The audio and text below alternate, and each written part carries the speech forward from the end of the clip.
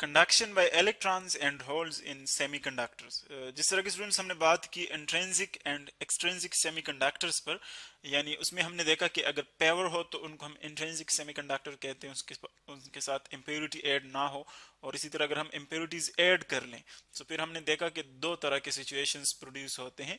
एक में हमारे पास एक्स्ट्रा इलेक्ट्रॉन्स आ जाते हैं, फ्री इलेक्ट्रॉन्स, यानी अगर हम कोई पेंटावेलेंट ऐड कर ले, पेंटावेलेंट इम्प्योरिटी फिफ्थ ग्रुप का, सो एक उसमें इलेक्ट्रॉन एक्स्ट्रा जाता है जो कि as a free particle act करता है और कंडक्शन इलेक्ट्रॉन बन जाता है। इसी तरह अगर हम ट्राईवेलेंट ऐड कर लें तो फिर वहां पर एक इलेक्ट्रॉन की डेफिशिएंसी रह जाती है, क्योंकि वो थर्ड ग्रुप का होता है, उसके पास तीन इलेक्ट्रॉन्स होते हैं। सो एक इलेक्ट्रॉन की डेफिशिएंसी रह जाती है बॉन्डिंग में, सो वो फिर एक्ट करता है as a positive charged hole. So एक को हम कहते हैं पी टाइप सेमीकंडक्टर्स जिसमें होल्स बनते हैं, क्योंकि पॉजिटिव टाइप है इसीलिए पी टाइप कहते हैं। और जिसमें इलेक्ट्रॉन्स होते हैं उसको हम कहते हैं नेगेटिव टाइप या एन टाइप सेमीकंडक्टर। अब हम इसी चीज को जो है एक्सप्लेन करते हैं दो सिचुएशंस में। एक सिचुएशन तो ये है कि अगर हम प्योर इंट्रिंसिक सेमीकंडक्टर ले लें तो देखिए उसमें क्या सिचुएशन प्रोड्यूस हो सकती है। आप कंसिडर कर लें एक इंट्रिंसिक सेमीकंडक्टर जिसमें एक सिलिकॉन सिलिकॉन एटम आप कंसिडर कर ले, और ये सिलिकॉन एटम अगर हम सॉलिड फॉर्म में लेके, यानी अगर आप उसकी लैटिस देके, सेमीकंडक्टर की लैटिस देखें, लैटिस मीन जो इसकी रेगुलर अरेंजमेंट है वो आप कंसिडर कर लें। सो ये होगा कि इसका जो लास्ट शेल है, फर्स्ट ऑफ ऑल हम उसको कंप्लीट एटम फॉर्म में शो करते हैं। ये आ जाएगा सिलिकॉन एटम, एक सिलिकॉन एटम है, इसको हम मेडल पे कंसिडर करते हैं। और बाकी ये जो बॉन्डिंग बनाएगा, जब बाकी एटम्स इसके साथ अटैच होंगे बॉन्डिंग में, कोवेलेंट बॉन्डिंग बनाएंगे सारे, तो क्या होगा, यहां से एक सिलिकॉन एटम आ जाएगा, एक सिलिकॉन एटम यहां से वन, एक सिलिकॉन एटम यहां से आ जाएगा टू, एक सिलिकॉन एटम यहां से थ्री, और एक सिलिकॉन एटम आ जाएगा यहां से फोर। चूंकि इसके लास्ट शेल में फोर इलेक्ट्रॉन्स होते हैं, देखिए वन, फोर्थ ग्रुप का ये एलिमेंट है, थ्री और ये फोर, तो इसीलिए जब ये अपने लास्ट शेल को स्टेबल बनाता है तो क्या करता है, ये फोर एटम्स के साथ ये अपना लास्ट शेल, अपने लास्ट इलेक्ट्रॉन जो है वो शेयर कर लेता है। सो एक इलेक्ट्रॉन जो है इस एटम से शेयर हो जाता है। हम जहां पर यहां पर जस्ट उसका जो एक इलेक्ट्रॉन है वो शो कर रहे हैं, बाकी ये एक कंप्लीट एटम है। देखिए एक यहां से शेयर हो जाता है यहां पर इस एटम के साथ, एक ये इस एटम के साथ शेयर कर लेगा। तो देखिए दो यहां से शेयर हो गए, एक इस एटम के साथ ही शेयर कर लेगा। तो जब यहां से शेयर कर लेगा तो इसके पास तीन जो इलेक्ट्रॉन है वो शेयर हो गए। इसी तरह एक हम यहां से शेयर करते हैं। सो देखिए इस सिलिकॉन का जो लास्ट शेल है वो क्या हो जाएगा, वो कंप्लीट हो जाएगा, क्योंकि अब इसके पास एट एटम्स है, एट एटम्स, बिकॉज जो लास्ट शेल है उनके वो कंप्लीट हो गए। ये देखें ये इसका लास्ट शेल कंप्लीट हो गया, last shell completes because at इसके पास इलेक्ट्रॉन्स आ गए। सो अब अगर आप यहां पर देखें इसके इसके पास कोई कंडक्शन इलेक्ट्रॉन नहीं है, इसके अलावा कंडक्शन इलेक्ट्रॉन नहीं है, तो इसका मतलब ये है कि अगर हम ये हम बात कर रहे हैं जीरो केल्विन पर, जब टेम्परेचर जीरो केल्विन हो, इसके पास कोई कंडक्शन इलेक्ट्रॉन नहीं है।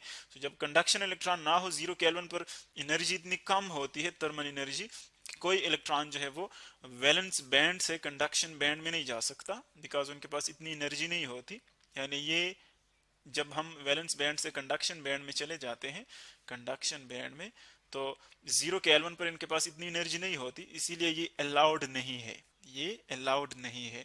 ये जब हम इसके ऊपर लाइन लगाते हैं इसका मतलब ये है कि ये नॉट अलाउड। तो अब यहाँ पर ये एक्ट करता है एज एन इंसुलेटर, क्योंकि कोई इसके पास कंडक्शन इलेक्ट्रॉन नहीं है, कंडक्शन पार्टिकल नहीं है।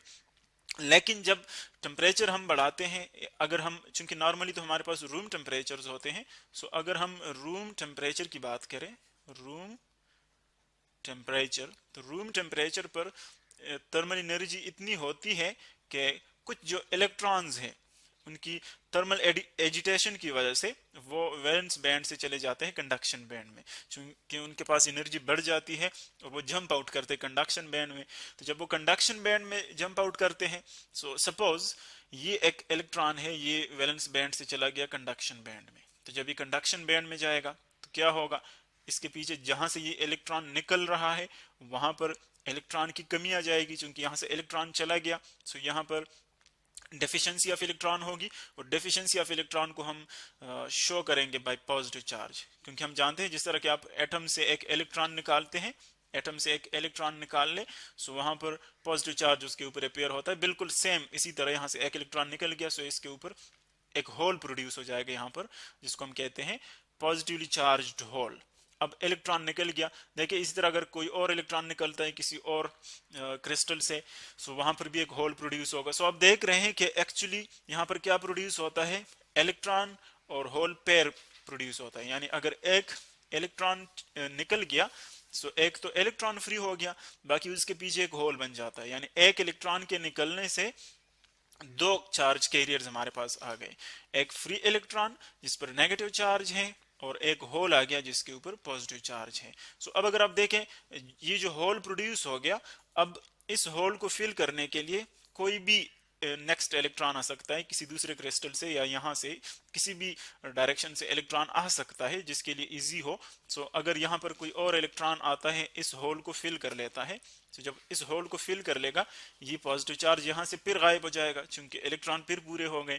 लेकिन जहां से इलेक्ट्रॉन आ गया इसको इस होल को फिल करने के लिए, अब वहां पर इलेक्ट्रॉन की कमी आ जाएगी, सो पॉजिटिव चार्ज वहां पर चला जाएगा, होल वहां पर प्रोड्यूस होगा।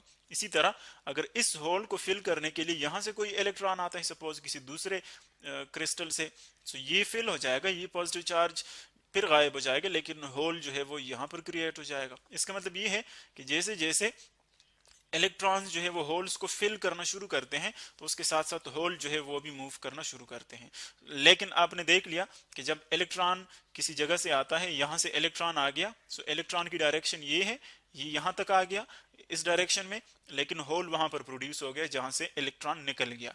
इसका मतलब ये हुआ कि इलेक्ट्रॉन और होल्स की जो डायरेक्शन है वो अपोजिट है। यानी अगर हम इस पूरे कंडक्टर को यूं शो कर ले कि ये सेमीकंडक्टर को, तो ये सेमीकंडक्टर है। सो अगर कोई इलेक्ट्रॉन यू मूव कर रहा है होल की डायरेक्शन की तरफ, होल की तरफ, ये होल है सपोज, सो यहाँ पर होल फिल हो जाएगा, लेकिन होल यहाँ पर क्रिएट हो जाएगा जहां से इलेक्ट्रॉन निकल गया। इसका मतलब ये कि दोनों क्या है, एक दूसरे के रिवर्स डायरेक्शन में है। ये आप इलेक्ट्रॉन कंसीडर कर लें, और चूंकि होल के ऊपर भी इतना ही चार्ज है लेकिन पॉजिटिव है, सो आप उसको E प्लस से शो कर सकते हैं। ये तो प्योर सेमीकंडक्टर में आ गए। अब इसी तरह हमने देखा कि अगर आप किसी सेमीकंडक्टर के साथ, फॉर एग्जांपल ये सिलिकॉन है, इसके साथ जब आप पेंटावेलेंट यानी ग्रुप 5 का पेंटावेलेंट ऐड कर लेते हैं इम्प्यूरिटी, जिस तरह के फास्फोरस हमने देख लिया, अगर आप ये इसके साथ ऐड करते हैं, इन दोनों की जो है कॉम्बिनेशन आप बनाते हैं, तो फिर क्या होता है कि चूंकि इसके पास लास्ट शेल में 5 इलेक्ट्रॉन्स हैं,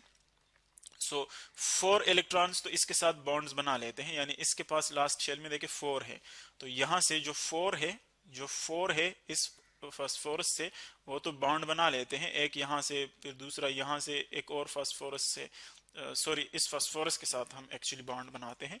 सो ये होता है कि यहाँ से एक इसके साथ बॉन्ड बनता है, एक यहाँ से शेयरिंग होती है सिलिकॉन की, इसी तरह एक यहाँ से, लेकिन फास्फोरस का जो 5th इलेक्ट्रॉन है वो फ्री रह जाता है as a free particle. So as a free particle रह जाता है, इसका मतलब है कि वहां पर नेगेटिव चार्ज जो है वो फ्री हो जाते हैं। सो वो हमें क्या देता है, एक फ्री इलेक्ट्रॉन देता है। इसी तरह अगर हम थर्ड ग्रुप का कोई एलिमेंट ले लें, जिस तरह के बोरान है, सो वहां पर फिर क्या होता है, इसके लास्ट शेल में आपके पास, या एल्यूमिनियम हम कंसिडर कर सकते हैं, इसके लास्ट शेल में 3 इलेक्ट्रॉन्स होते हैं, तो इसीलिए ये एक सिलिकॉन के साथ शेयर हो गया, यहाँ पर ये दूसरे सिलिकॉन के साथ शेयर हो गया, ये तीसरे सिलिकॉन के साथ शेयर हो गया, लेकिन यहाँ पर एक होल बाकी रहता है, क्योंकि इसके पास एक और इलेक्ट्रॉन नहीं है कि 4th के साथ जो शेयर कर सके, तो इसीलिए यहाँ पर पॉजिटिव होल रह जाता है, डिफिशियंसी रह जाती है। सो यहाँ पर हमें क्या मिलता है, एक होल मिलता है in the form of charge carrier. So दोनों जो है एक्चुअली मूव करते हैं, होल जो है वो पॉजिटिवली चार्ज